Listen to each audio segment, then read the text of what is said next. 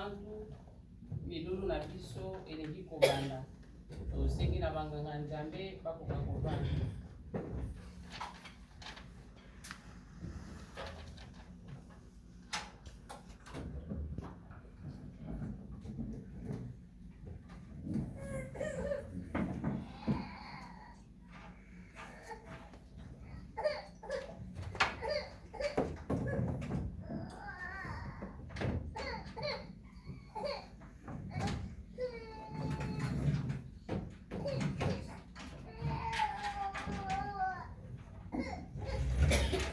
Na kombo ya tata mwana pe molimo mosantu lelo ezali le 30 octobre 2022 ya solo awa na mboka ya Canada na ville ya Longueuil na paroisse ya Saint-Hyacinthe nde tobongisaki baptême mpona bana ya tata Nzambe, bana ya papa Simon Kimbangu, ba oyo bakweyisamaki, ba oyo bandimeli papa Simon Kimbangu azala Nzambe na bango nde mokolo ya lelo tokoyamba bango. Na kati na lingomba na biso tozali na 4 sacrements. Tozali na sacrement ya baptême, cérémonie tokosala mokolo ya lelo. Tozali na sacrement ya communion. Bandeko na biso mingi touti na Afrique eza na ba oyo balia communion a partir ya ville ya Kinshasa to na Nkamba. To ba oyo bakutanaki na mokonzi ya Bule na Brazzaville na mikolo oyo alekisi kuna bayaki communion. C'est l'un de sacrements. Tozali na sacrement ya mariage esalemaka na lingomba na biso. Nde tozali pe na sacrement ya suka ezali ordination oyo banganga Nzambe. Banganga Nzambe ntango balekaka ezali na cérémonie esalemaka po bakoma banganga ya Nzambe. Alors parmi les 4 sacrements nde biso tozali kosala sacrement moko mokolo ya lelo nde tobengi sacrement ya baptême. Yango tokolanda cérémonie ndenge kolekela nde tozali kosenga limemia parce que ezali moment oyo ezali moment moko très spirituel et très rare oyo tozalaka pembeni ya tata Nzambe. Mokolo ya lelo na ba oyo bakokula ndenge mama mote ya lobi soki esalemi ke likambo ekweyi ndenge tokozelaka laiswa biso bato totuti tolo ya kimona meso soki lelo laiswa esalemi na ba oyo bakuli mokolo ya lelo bakokota na bokonzi ya likolo wana ezali maloba ya papa Fumalongo. Nzambe kati na bato ya kolakisa ete ezali moma moko oyo mutu akomaka pembeni ya tata Nzambe. Lokola ezali sacrement esengi limemia ezala na katikati na biso nde tokobanda programme na biso tobondela okombo ya tata mwana pe molimo mosantu. Tata Nzambe mokonzi wa biso totondi yo botondi na tina ya bandeko babiso bayoki mongongo mwa yo otango eye yamba bango mpona boyambi po ya kondima bandimi ete bazala bayekoli bayo pe mpona elika na bango na mosala mwa yo. Belema penepene na bango tosengeli bango bolimbisi pe bongisa ete bazala na molimo mosantu bamona po ya kufa na yo pe kosekwa na yo mwana na mpate ya Nzambe oyo akolongolaka masumu na bango sika oyo lokola bamoni esika na yo.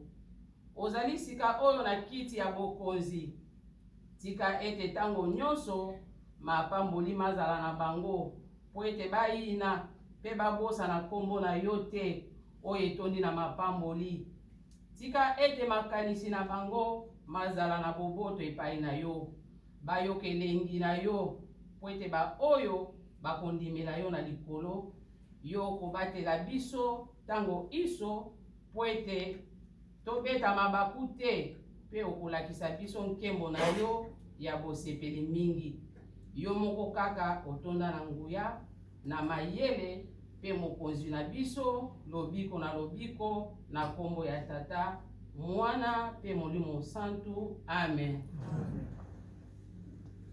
Malako makomato mapolo na baloma na tina ya libatisi Romains chapitre 6, verset 1 à 14.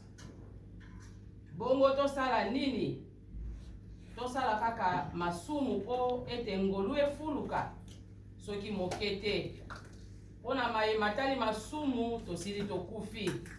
Ndenge nini tokoki kolanda mango lisusu? Bino moko boyebi malamu ete mokolo tokulaki libatisi ya Yesu Kristu, tokulaki yango po tokufa na ye elongo. Bongo soki na libatisi tokufaki na ye elongo, tokundamaki pe na ye elongo. Kasi awa asekwisi Kristu na nguya na ye, esengeli ete biso mpe tolanda ezaleli ya bomoi bwa sika. Nzambi lokola tosangani na Kristu, awa tokufi lokola ye akufaki, tokosangana na ye na kosekwa na ye. Ya solo moto akufi azali mowumbu ya masumu lisusu te. Lokola tokufi na Kristu elongo, tondimi ete tozali na bomoi elongo na ye. Toyebi ete Kristu oyo asili kosekwa akokufa lisusu te. Liwa ekoki kosala ye lisusu eloko te. Akufaki se mbala moko, asukisaki bokonzi bwa masumu libela. Sika awa azali na bomoi. Bomoi bwa ye mobimba bozali pona Nzambe. Bino bobele bongo pona likambo ya masumu, boyeba ete bozali bato basili bakufi. Kasi pona Yesu Kristu bozali na bomoi. Bomoi bwa bino mobimba pona Nzambe. Awa nzoto na biso esengeli kokufa, bokieba. Nzoto ekoma lisusu mowumbu ya lisumu te. Bongo botosa mposa mabe ya nzoto te. Bondima lisusu te ete nzoto na bino esalela mabe na lisumu. Kasi bomibonzela Nzambe lokola bato basekwi. Bosala ete nzoto na bino esalela bolamu pona Nzambe. Solo lisumu likoki kozala lisusu mokonzi wa bino te.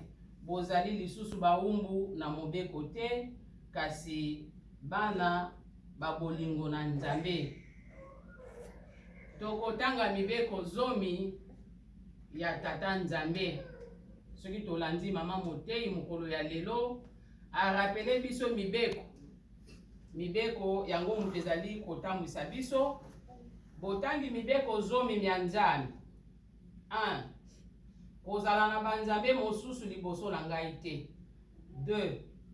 Kosala ekeko te mpe kofukamela yango te. 3. Kotanga kombo na Nzambe na yo pamba te. 4. Kanisa mokolo na sabata ete obulisa mwango. 5. Tosa tata pe mama na yo ete mikolo na yo mizala mingi na mokili oyo Nzambe na yo apesi na yo. 6. Okoboma te. 7. Okosala ekobo te. 8. Okoyiba te. 9. Okoloba matatoli na lokuta na ntina na mojalani na yo te. 10. Okolula ndako ya mojalani na yo te. Okolula mwasi to mobali na ye te. Nkolo Yesu pe alobi, linga mokonzi Nzambe na yo na motema na yo mobimba, na mayele na yo nyonso, pe na makanisi na yo nyonso. Linga moninga na yo ndenge okomilingaka yo moko penza. Tokei na botangi mibeko zomi na mibale ya lingomba. Ya liboso, tosa bokonzi bwa mboka, to bokonzi bwa leta, po bokonzi nyonso eutaka na Nzambe. Romains chapitre 13 verset 1. 2. Linga bato nyonso ata kutu monguna na yo. 3. Komela likaya to diamba te, komela masanga ya milangwa te. 4. Kosomba to koteka te omokolo mwa yenga. 5. Kobina te, kotala pe mabina te. 6. Kolala bolumbu te, kosokola pe bolumbu te. 7. Koswana te, kobunda pe te. 8. Koluka kisi te, pe kokota ndaku ya banganga te. 9. futaka mpaku ya leta. 10. Kokangela moninga kanda ya mikolo te. 11. Yeba kondima masumu to mbeba osali epai ya baninga. 12. Pe ya suka kolia ngulu te nkewa to makaku te. Na kombo ya tata mwana pe molimo santu. Amen. Nde toko senga na papa secrétaire tokomi na ngonga oyo tokoyamba basentelama. Tosengi na papa secrétaire akoka kobengela biso bango. Na kombo tata mwana pe molimo santu basentelama bubongama. Tokoyamba basentelama mibale. Mama Divine Kaseka pe Mama Makimu Maria.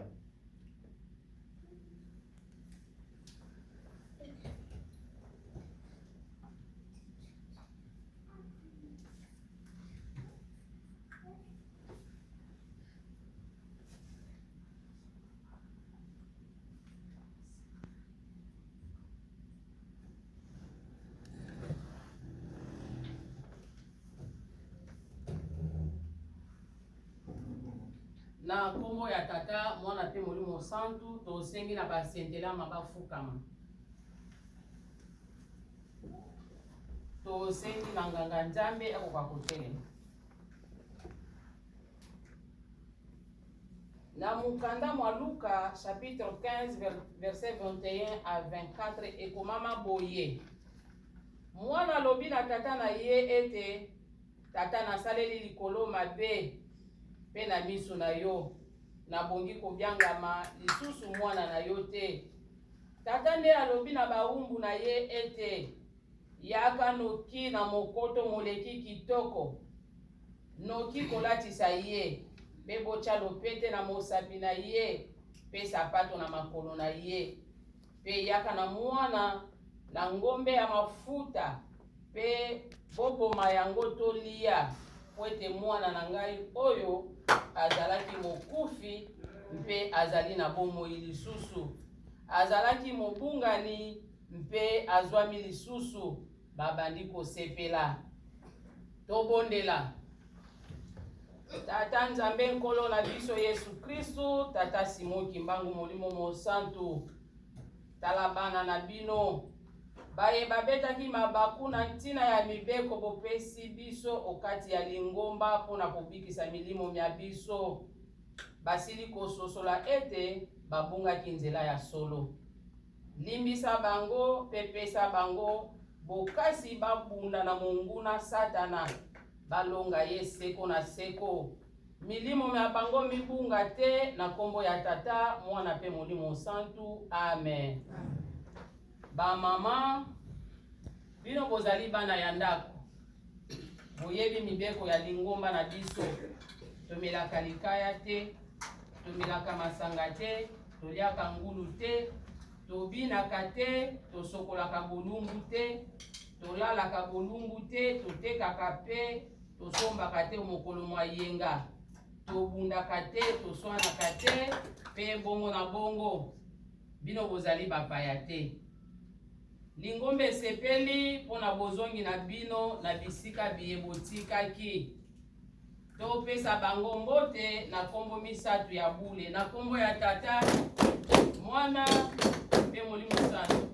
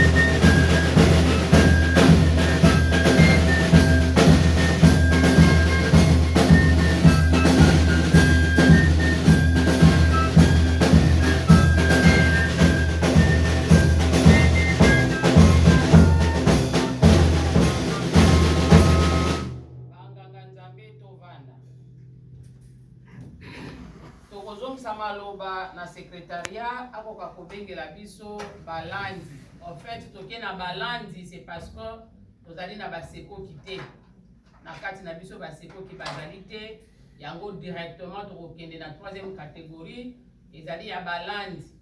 Balandi bazali bato oyo batikali kokula esika mosusu te.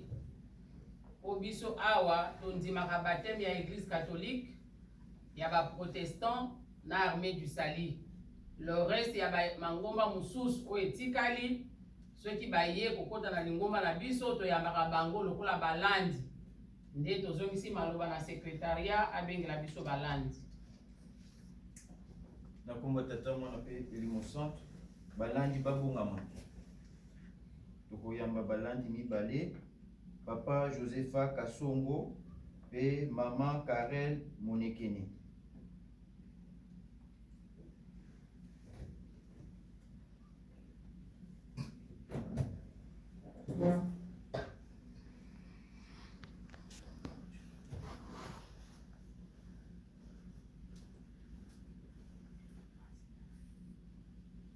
Na kombo tata mwana pe Elimo Centre tozongisi maloba kama mon pasteur.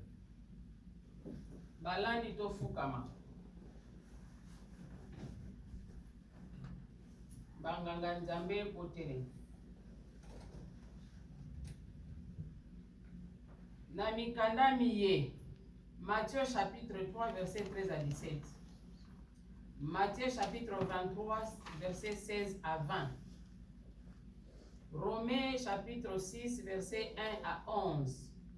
Actes des apôtres chapitre 8 verset 35 à 38.